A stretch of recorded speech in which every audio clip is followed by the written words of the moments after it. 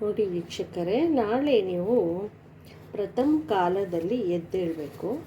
ಶುದ್ಧವಾದ ಜಲದಿಂದ ಸ್ನಾನ ಮಾಡಬೇಕು. ನಾಳೆ ಸಂಕಷ್ಟಹಾರ ಚತುರ್ಥಿಯನ್ನು ಆಚರಣೆ ಮಾಡೋದ್ರಿಂದ ನಿಮಗೆ ಎಲ್ಲ ತೊಂದರೆಗಳ ನಿವಾರಣೆ. ಸಂಕಷ್ಟ ಅಂದರೆ ಕಷ್ಟಗಳನ್ನ ನಿವಾರಣೆ ಮಾಡೋದೇ ಗಣನಾಥ.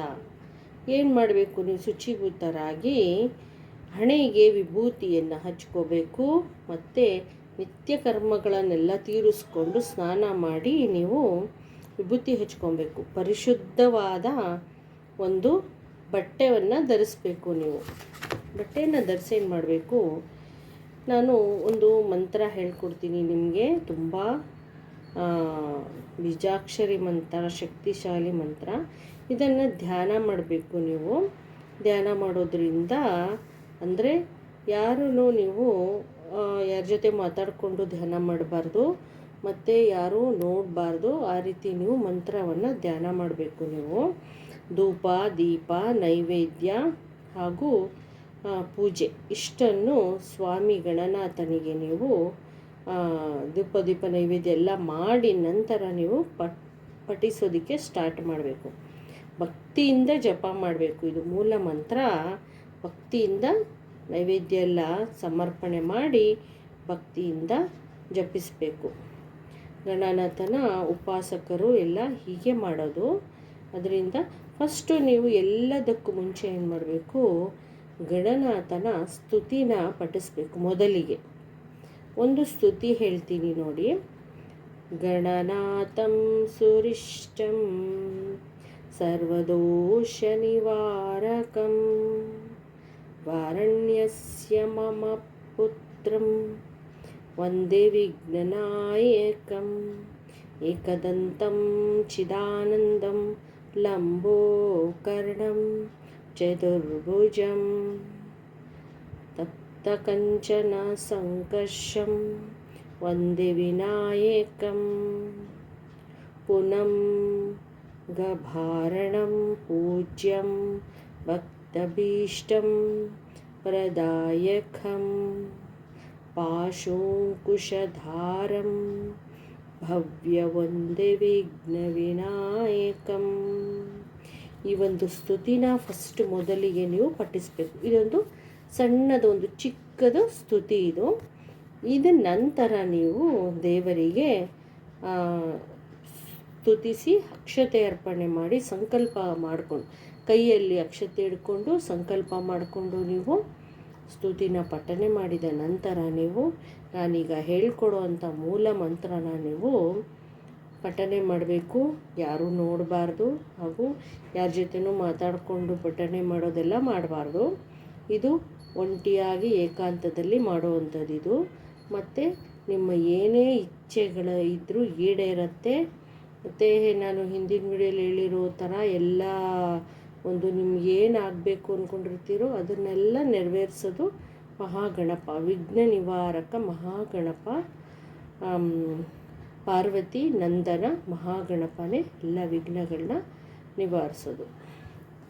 ನೋಡಿ, ಈಗ ನಾನು ವಿಘ್ನೇಶ್ವರನ ವಿಶೇಷವಾದ ಒಂದು ಬೀಜಾಕ್ಷರಿ ಮಂತ್ರ ಹೇಳ್ಕೊಡ್ತೀನಿ. ಇದನ್ನು ನೀವು ಪಠನೆ ಮಾಡಿದ್ರೆ ಪ್ರತಿದಿನ ಮಾಡಿದ್ರೂ ನಿಮಗೆ ಒಳ್ಳೆಯದು. ಸಂಕಷ್ಟಹಾರ ಚತುರ್ಥಿ ದಿನ ಮಾಡಿದ್ರೂ ಒಳ್ಳೆಯದು, ಮಂಗಳವಾರ ಬುಧವಾರ ಮಾಡಿದ್ರೂ ಒಳ್ಳೆಯದು. ನೀವು ಪ್ರತಿದಿನ ಮಾಡೋದ್ರಿಂದ ಇನ್ನೂ ಹೆಚ್ಚು ಒಳ್ಳೆಯ ಫಲಗಳನ್ನ ನೀವು ಅನುಭವಿಸ್ತೀರ. ನೋಡಿ, ಮಂತ್ರ ಹೀಗಿದೆ. ಓಂ ಹ್ರೀಂ ಅಜಯ್ ಉಜಯ್ ಸಿಜಯ್ ಗಣದೇವತಾಯ ನಮಃ ಸಕಲ ದುರಿತ ಭೂತವಾದಾದೀನ ನಸಿ ಮಸಿ. ಇದನ್ನು ನೀವು 1008 ಸಲ ಜಪಿಸಿದ್ರಿ ಅಂದರೆ ಸಿದ್ಧಿ ಆಗುತ್ತೆ. ಇದನ್ನು ಮಂತ್ರ ಸಿದ್ಧಿ ಆಗುತ್ತೆ. ಮತ್ತೊಂದು ಬಾರಿ ಹೇಳ್ತೀನಿ, ಗಮನ ಇಟ್ಟು ಕೇಳಿಕೊಂಡು ನೀವು ಒಂದು ಪೆನ್ನು ಪೇಪರ್ ತಗೊಂಡು ವಿಡಿಯೋನ ಇದು ಮಾಡಿಕೊಂಡು ನೋಡ್ಕೊಳ್ಳಿ. ಪಾಸ್ ಮಾಡಿಕೊಂಡು ನೀವು ಬರ್ಕೊಳ್ಳಿ. ಓಂ ಹ್ರೀಂ ಅಜಯ್ ಉಜಯ್ ಸಿಜಯ್ ಗಣದೇವತಾಯ ನಮಃ ಸಕಲ ದುರಿತ ಭೂತವಾದಾದೀನ ನಸಿ ಮಸಿ. ಮತ್ತೊಂದು ಬಾರಿ ಹೇಳ್ತೀನಿ, ಒಟ್ಟು 3 ಬಾರಿ ಆಗುತ್ತೆ.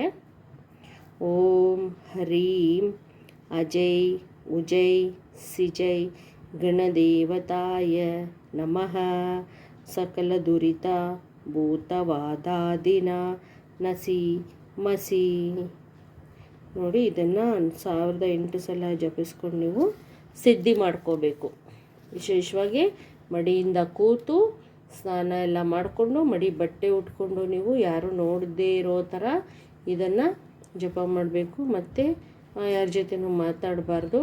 ಹಾಗೆ ಇದನ್ನು ನೀವು ಜಪ ಮಾಡಿಕೊಂಡು ನಿಮ್ಗೇನು ಬೇಕದು ಸಿದ್ಧಿ ಪಡ್ಕೊಬೇಕು. ನಿಮ್ಗೇನು ಬೇಕು ಅದನ್ನು ಪಡ್ಕೋಬೋದು. ಮತ್ತು ಇದನ್ನು ಹೇಳುವಾಗ ಹೇಳಿದ್ನಲ್ಲ, ತುಂಬ ವಿಶೇಷವಾಗಿರುವಂಥ ಬೀಜಾಕ್ಷರಿ ಮಂತ್ರ ಇದು. ಇದನ್ನು ಹೇಳುವಾಗ ಯಾರ ಜೊತೆ ಮಾತಾಡೋದಾಗಲಿ ಮಾಡಬಾರ್ದು. ಮತ್ತು ಗಣಪನಿಗೆ ನೈವೇದ್ಯ ನಾಳೆ ಮೋತಿಚೂರು ಲಡ್ಡಾಗಿರ್ಬೋದು, ಮತ್ತು ಕಡುಬು ಕಜ್ಜಾಯ ಈ ರೀತಿ ನೈವೇದ್ಯ ಮಾಡಿ ಮೋದಕ ಅರ್ಪಣೆ ಮಾಡಿ ಗಣಪನಿಗೆ. ಯಾವುದೇ ಕಾರಣಕ್ಕೂ ತುಳಸಿಯನ್ನು ಅರ್ಪಣೆ ಮಾಡಬೇಡಿ. ಗಣೇಶನಿಗೆ ರೋಸ್ ಇಡ್ಬೋದು, ನೀವು ಕನಕಾಂಬರ ಅರ್ಪಣೆ ಮಾಡ್ಬೋದು. ಗರಿಕೆ, ವಿಶೇಷವಾಗಿ ಗರಿಕೆನ ಅರ್ಪಣೆ ಮಾಡೋದ್ರಿಂದ ನಿಮಗೆ ಯಾರಿಗಾದರೂ ಕೇತು ದೋಷ ಇದ್ದರೆ ನಿವಾರಣೆ ಆಗುತ್ತೆ. ಗಣಪತಿಯ ಬರೀ ಕೇತು ದೋಷ ಇದ್ದರೆ ಮಾತ್ರ ಮಾಡಬೇಕು ಅಂತ ಇಲ್ಲ, ಗಣಪತಿಯ ಆಶೀರ್ವಾದ ಸಿಗುತ್ತೆ ನಿಮಗೆ. ಗರಿಕೆ ನಿತ್ಯ ಅರ್ಪಣೆ ಮಾಡೋದ್ರಿಂದನೂ ನಿಮಗೆ ಒಳ್ಳೆಯದಾಗುತ್ತೆ. ಆ ಗರಿಕೆ ಒಣಗಿದಾದ್ಮೇಲೆ ನೀವು ತುಳಸಿ ಕಟ್ಟೆ ಒಳಗಡೆ ಹಾಕಬಾರ್ದು. ನಿಮ್ಮ ಮನೆಯಲ್ಲಿ ಯಾವುದಾದ್ರೂ ಗಿಡ ಇದ್ದರೆ ಆ ಗಿಡದ ಬುಡದಡೆ ಹಾಕಬೇಕು ಗರಿಕೆನ. ಬೇರೆ ಗಿಡ ಇದ್ದರೆ ಆ ಗಿಡದ ಬುಡದಡೆ ಹಾಕ್ಬೋದು.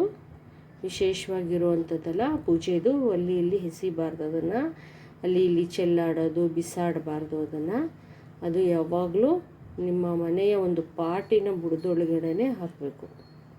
ಹೀಗೆ ವೀಕ್ಷಕರೇ, ನಾಳೆ ವಿಶೇಷವಾಗಿ ಫಸ್ಟು ಗಣೇಶನ ಸ್ತುತಿ ಮಾಡಿ, ಆಮೇಲೆ ನಾನು ಹೇಳಿದಾಗೆ ಸ್ನಾನ ಮಾಡಿ ಜಲಸ್ನಾನ ಎಲ್ಲ ವಿಶೇಷವಾಗಿ ಮಾಡಿಕೊಂಡು ವಿಭೂತಿ ಧಾರಣೆ ಮಾಡಿಕೊಂಡು ಗಣಪತಿಯನ್ನು ಆರಾಧನೆ ಮಾಡಿಕೊಂಡು ಆನಂತರ ಈ ಬೀಜಾಕ್ಷರಿ ಮಂತ್ರನ ಪಠನೆ ಮಾಡಿ. ನಿಮಗೆಲ್ಲ ಒಳ್ಳೆಯದಾಗಲಿ. ಮತ್ತು ನನ್ನ ಚಾನಲ್ನ ಸಬ್ಸ್ಕ್ರೈಬ್ ಮಾಡಿ, ಲೈಕ್ ಮಾಡಿ, ಶೇರ್ ಮಾಡಿ ವೀಕ್ಷಕರೇ. ಮತ್ತು ನಾನು ನೆಕ್ಸ್ಟ್ ವಿಡಿಯೋಲಿ ಸಿಗ್ತೀನಿ. ನಮಸ್ತೆ.